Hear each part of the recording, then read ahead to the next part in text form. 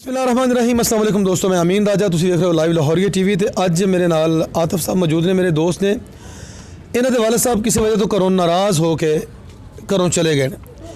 नाराज़ होए या की मसला बनया, बकौल इन्हां दे कोई ऐसा मसला नहीं सी, तो बहुत ज़्यादा परेशान ने। उन्हां दा पूरी फैमिली बहुत परेशान ने। माशाअल्लाह उन्हां दे वालिद साहब दे 10 बच्चे ने, जिन्हां चों 4 बेटियां 6 बेटे।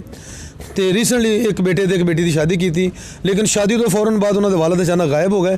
तो शादी में भी अपना उस तरीके इंजॉय नहीं कर पा रहे, बल्कि वो हर वक्त परेशानी के कालम च उन्होंने दिन रात गुजरे ने।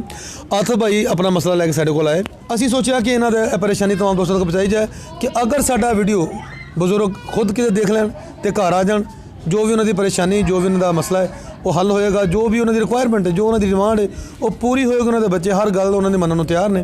तो अगर उन्होंने बारे किसी होर दोस्त को पता हो जो साड़ी वीडियो देख रहे हो, उन्होंने फोटो लगातार मैं स्क्रीन पर इसलिए चला रहा कि होर किसी दोस्त को अगर पता हो इन्होंने बारे, तो नंबर इन्होंने बेटे का आतिफ भाई का नंबर चल रहा है, कॉल करके तुम दस सकते हो। पहले उन्होंने को पुछ रहे आतिफ भाई को कि कोई मसला मसाइल कोई झगड़ा तो नहीं घर च होया। अस्सलाम वालेकुम आतिफ भाई। वालेकुम सलाम। आतिफ भाई कुछ झगड़ा होया घर, की मसला बनया? कोई झगड़ा नहीं होया, कुछ भी नहीं होया, बस शादी के बाद फौरन वो खुद ही चले गए ने। शादी तो 4 दिन बाद कोई ऐसी वैसी गल भी नहीं दी।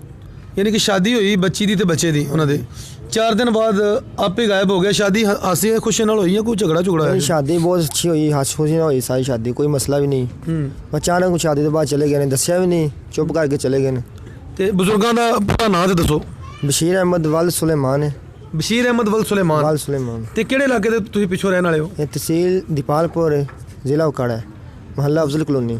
महल्ला अफजल कॉलोनी, तहसील दीपालपुर, जिला उकाड़ा। तो इस टाइम तुसीं लाहौर च क्यां पजीर हो? हाँ जी, लाहौर जो टोन शादी हुई, पिंड कम कर रहे हैं। अच्छा अपना। अच्छा। ते परेशान इस टाइम रहायश भी इत्थे लाहौर ही है? लाहौर ही रहायश है। तो घर दे विच ते बड़ा परेशानी दा, बड़ा सोगवारी दा माहौल होएगा? बहुत ज़्यादा परेशान। अच्छा। तो घर मतलब कितों भी ज़रा जिन्ने भी उन्हें मिलने वाले दोस्त ने, रिश्तेदार ने, भैन भाई ने, सब जगह तुझे पता कर लिया? कोई घर नहीं छड्डिया, हर तरफ पता किया। अच्छा। कोई ऐसी जगह भी नहीं छड्डी जिथे ना पता करना हो, उत्थे ही पता किया, लेकिन कोई पता नहीं चले? नहीं, कोई पता ही नहीं चलिया जी। बशीर अहमद साहब वल्द सुलेमान साहब आतिफ भाई दे वालिद, तो इन्हां वर्गे उन्होंने 5 बेटे होण ते 4 बेटियां, उन्हां बहुआं, तो उन्होंने दमाद प्लस उन्होंने बीवी, तो बल्कि पूरा खानदान ही इस टाइम जी कफीयत च गुजर रहे हैं। क्योंकि सियाणे कहते हैं कि मोया नूं सबर हो जाता, गवाचिया नूं सबर नहीं होंदा। वो घरों गायब ने, किस हाल च होणगे, बच्चे खाना भी सही तरह नहीं खा पा रहे, लगातार परेशानी का आलम है। अगर वो खुद सारी वीडियो वेखन तो बराए मेहरबानी, उन्होंने बेटा बैठा है, हाथ जोड़ दो जनाब, उन्होंने अगे हाथ जोड़ के वो मेहनत कर रहे हैं कि तुसीं घर वापस आ जाओ। और अगर किसी दोस्त उन्होंने बारे पता हो जो साड़ी वीडियो देख रहा हो, तो वो लाजमी उन्होंने बेटे का नंबर स्क्रीन पर लगातार चल रहा है, इन्होंने फोन करके तुसीं इन्फॉर्म कर सकते हो, ताकि अपने वालिद साहब जिस तरह भी मनाना चाहन वो मना के अपने घर ले आन। दूसरी गल कि लाइव लाहौरिया टीवी तमाम दोस्तों वास्ते हाजिर है। कोई मसला मसाइल, कोई ज्यादती, कोई परेशानी, कोई तरना थोड़े इलाके ज्यादती कर रहे हो, या कोई ऐसा मामला जो तुम चाहते हो कि मीडिया से आवे आना चाहिए, तुम लाइव लाहौरिया टीम नाल रब्ता करके इंशाअल्लाह असीं कोशिश करांगे कि तुहाडा जिहड़ा मसला है अरबाब इख्तियार तक पहुँचाया जाए।